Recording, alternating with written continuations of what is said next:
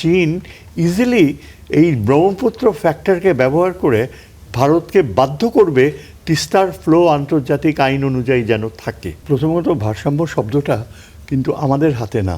আমরা আইআরের ছাত্র হিসেবে ধারণা ভারসাম্য আমাদের জন্য ঠিক করে দেয় গ্রেট পাওয়ার্সরা। আমরা ভারসাম্য কথা বলি কিন্তু আমাদেরকে ভারসাম্যহীনতার দিকে ঠেলে দিতে পারে সেই সামর্থ্য রয়েছে আমেরিকা, চায়না বা ভারতেরও। যখন অবশ্য আমরা একদম ভারতের উপর নির্ভরশীল ছিলাম তখন। আচ্ছা, আর এই যে তিস্তার ভবিষ্যৎটা, আমি দেখেন একটা বাস্তবতা দেখছি যে তিস্তাকে আমরা সারাক্ষণ শুধু বিউরোক্রেটিক মাইন্ডসেটে টাকা পয়সা ভাগবাটোয়ারার হিসাবে দেখে এসেছি। এবং এখনও আমি মনে করি যে তিস্তার চায়নাকে দায়িত্ব দেওয়ার ব্যাপারে পুরোটাই কিন্তু এখানে বার্গেনিং করছে আমলাতান্ত্রিক পদ্ধতিতে, যে মানে ফিনান্সিয়াল অ্যাসপেক্টে কার পকেটে কত টাকা যাবে।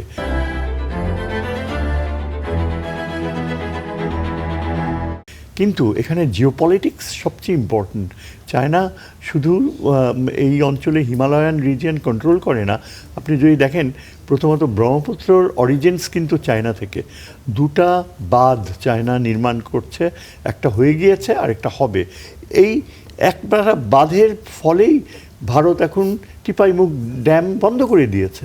অথচ আমরা যখন ভারতকে ভিক্ষা চেয়েছি যে আমাদের সিলেট ডুবে যাবে যদি একটা আর্থকোয়েক হয়, বাঁধ ভেঙে যাবে, করেনি।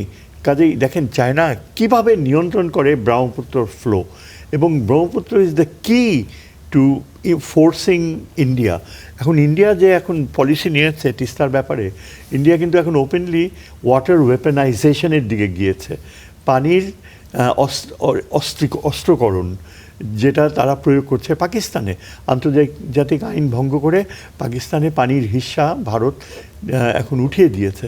পরিণতিতে পাকিস্তান কি পথে যাবে আমরা জানি না, কিন্তু একটা মারাত্মক পরিণতির দিকে যেতে পারে পাকিস্তান। অলরেডি সে নিউক্লিয়ার ওয়েপনের থ্রেট দিয়েছে। কিন্তু আমার ধারণা চীনকে সে ব্যবহার করবে। কিভাবে? আমরা যদি এখন দেখেন সর্বাত্মকভাবে চীনকে দায়িত্ব দিতাম তিস্তার, তাহলে কি হতো? চীন যে খুবই আগ্রহী তিস্তার দায়িত্ব নিতে, কেননা এখানে তার একটা উপস্থিতি থাকবে উত্তরবঙ্গে। এখন ভারত এটা হতে দেয় না কেন? কারণ চীন ইজিলি এই ব্রহ্মপুত্র ফ্যাক্টরকে ব্যবহার করে ভারতকে বাধ্য করবে তিস্তার ফ্লো আন্তর্জাতিক আইন অনুযায়ী যেন থাকে। সেইভাবে তিস্তার নদীর প্ল্যানিং ভারত করবে, চীন করতে পারবে। আরবানাইজেশন বলেন কিংবা এই যে তিস্তার development of the industrial base in north Bengal, এগুলোও কিন্তু চীনের প্ল্যানে রয়েছে। সুতরাং আমাদের উচিত ছিল সর্বাত্মকভাবে চীনের সাথে চুক্তি করা, যেটা আশা করি হবে, কিন্তু এখনও হয়নি। আপনি দেখেন গঙ্গার ফ্লো নির্ভর করছে গঙ্গোত্রীর উপর, যেটা উত্তরাখণ্ডে, কিন্তু সেটা চীনের থেকে কিন্তু অনেক কাছে। উত্তরাখণ্ডের বর্ডার, চীন সামরিক শক্তি ব্যবহার করে ইজিলি গঙ্গোত্রীর মাধ্যমে গঙ্গার ফ্লোই বন্ধ করে দিতে পারে। তারপর আপনি দেখেন তিস্তার অরিজিন হচ্ছে সিকিমে, সিকিমের জাস্ট উত্তরেই কিন্তু চীন। চায়না ইচ্ছা করলে সিকিমে ঢুকে তিস্তার ফ্লো বন্ধ করে দিতে পারে, কিন্তু সেগুলো করতে হবে না। ব্রহ্মপুত্র ইজ দ্য কি ফর চায়না। এই জন্য আমার মনে হয় ভূরাজনৈতিক গুরুত্ব অনুধাবন করে আমাদের উচিত ছিল চীনকে টেনে আনা সর্বাত্মকভাবে দ্রুততম সময়ে।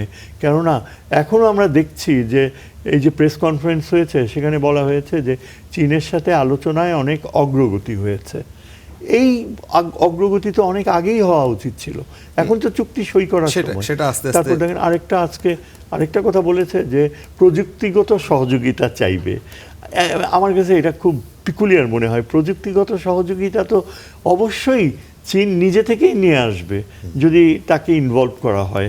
তাহলে কি আমরা ধরে নিব যে চীনকে আংশিকভাবে রাখছে, পূর্ণাঙ্গভাবে রাখছে না? এটাই আমার অ্যাপ্রিহেনশন।